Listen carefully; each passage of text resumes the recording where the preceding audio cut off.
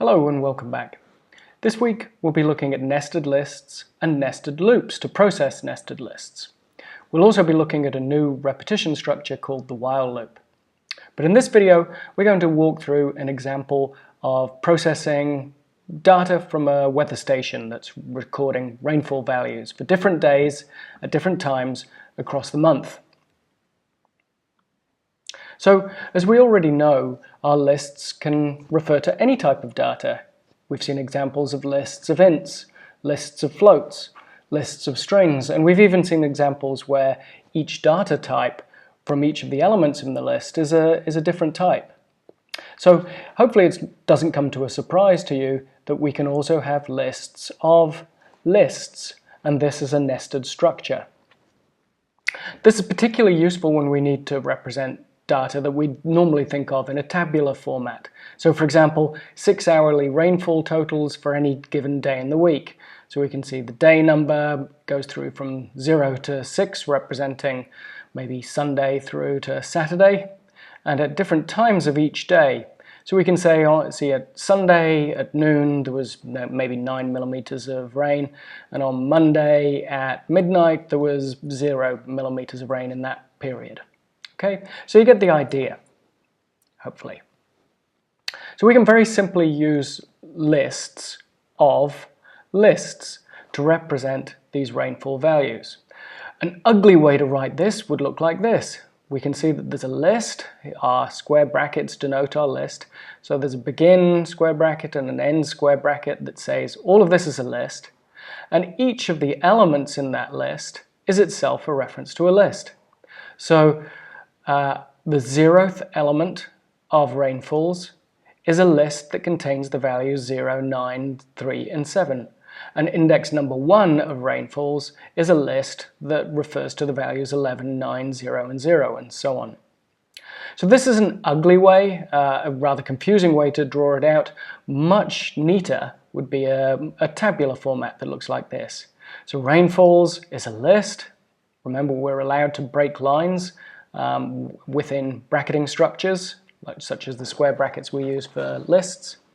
So we have a list where the 0th element is a list 0937, index 1 is a list 11900, and so on. Having created a rainfalls data structure like that, we can then index into that structure using 2 separate indices. Rainfalls indexed by the first one, day num here, gives us a particular day. So if we ask for rainfalls indexed by 4, we'd get the list 0, 1, 2, 3, 4. We'd get the list 1, 3, 4, and 1. And if we use 2 indices, like rainfalls indexed by 4, indexed by 2, we would get 0, 1, 2, 3, 4. This rainfalls set of data, and then 2, 0, 1, 2, it would give us the value 4. So we can have a look at this. If I just copy this set of values down here, if I can use my mouse, paste that into the shell. So we have rainfalls, and we can look at all of the values. There we go. Rainfalls indexed by, what did I say, 4. Will give us index 0, 1, 2, 3, 4, which should give us this list here, which it does. And if I say rainfalls indexed by 4, indexed by 1, that's going to give me this structure from index 4, and then index number 1 is going to give me the value 3 because we start counting at 0. Okay, there we go. So we can go in and grab any of our indices for our 2-dimensional, as one way to call this, nested list structure. What this looks like on the object store is, again, rainfalls is just a reference to an object on the computer's memory. So there should be 7 references from this list structure. There's 0, 1, 2, 3, 4, 5, and 6. And then index 0 from rainfalls refers to a list that has 4 separate values referred to from it, 0, 9, 3, and 7, and that's what we see here. So we've got Rainfalls refers to an object, and each of the elements of that object refers to a list, and each of the elements of that list refers to a value. Hopefully that's clear to you. Nested lists are often best processed using nested loops, and here's an example. We initialize our rainfalls values to the list of lists that we talked about before. We then print out a header for our table. So this table is going to produce a nicely formatted set of printed values for us. So here's the header, rainfall data, and then for each of the days, 0 through to 6, so that's for each of the collections of data that we have in rainfalls, we're going to print out an initial header for the line that says day and then whatever the index value is for that particular day. So that's going to say day 0, day 1, day 2. When we finish this print statement though, we're saying don't give us a new line. Normally, I think every time you've used it so far, when we've called the print function, we've produced a new line automatically at the end of the print function. If you want to suppress that new line, you can pass in an argument to the print function saying end it with just quote quotes. In other words, end it with nothing rather than ending it with a new line by default. So there's our outer loop that's going to march through each of the indices, day 0, day 1, day 2, and so on. But within that loop, we have a for loop that's going to visit each of the time measurements one by one.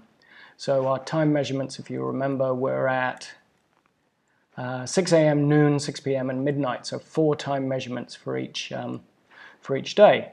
So what's going to happen here is this inner for loop will be executed 4 times, once for each of these indices. And then once that's finished, we'll go out to the outer loop and increment the value. So for day 0, we'll do time 0, time 1, time 2, time 3. Then we'll go to day 1 and we'll do time 0, times 1, time 2, time 3. And then for day 2, index 2, we'll do day 0, column 0, column 1, column 2, column 3. And for each of those times we go through that inner loop, what we're going to do is nicely format in a field that's 4 characters wide. That's what this incantation means for the string formatting function. And what we'll do is we'll retrieve for the particular day, for the particular column, whatever that rainfall value is, and then we'll end the line with nothing again, so no new line. Okay. Once we've finished the 4 values for any particular day, it's important that we do actually write out a new line in order to get a new line for the next day's set of values. And that's what this print statement here is doing. Notice that this print statement is within the loop for the outer loop for the days. Okay, so it's just getting executed once for each of the days. So let's run that and see what we get. We should get a nice table of all of our values. Okay, that's our quick introduction to nested lists and nested loops to process them. And in the upcoming videos, we'll look at some examples to tidy up this program a little bit more. Thanks.